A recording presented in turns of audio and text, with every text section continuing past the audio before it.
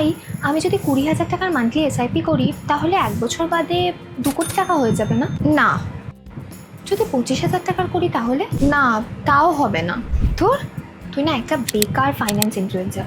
তুই জানিস লোকে তো 5,000 টাকা থেকে 2 কোটি টাকা মানিয়ে দিচ্ছে। ভাই, এটাই তো ফারাক রিয়েল লাইফ আর সোশ্যাল মিডিয়ার মধ্যে। রিয়েল লাইফে এসআইপিটা এভাবে চলে না। তাহলে কি করে চলে? সোশ্যাল মিডিয়াতে এসআইপিটা পুরো 20 বছর কম্পাউন্ড হয়। রিয়েল লাইফে তো এর মাঝে তোকে ঘরও নিতে হবে, গাড়ি আপগ্রেড করতে হবে, বিয়ে বাচ্চা সমস্ত কিছু হবে।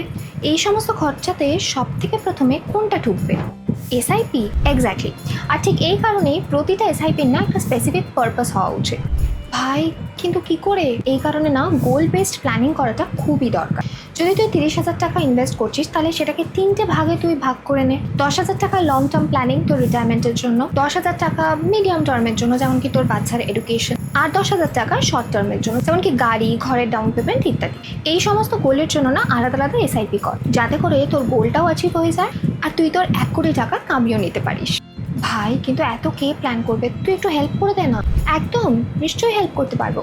যদি আপনারা 25,000 টাকার একটা এসআইপি করতে চান, আমাদের টিম কিন্তু আপনার পোর্টফোলিওটা ম্যানেজ করতে পারে।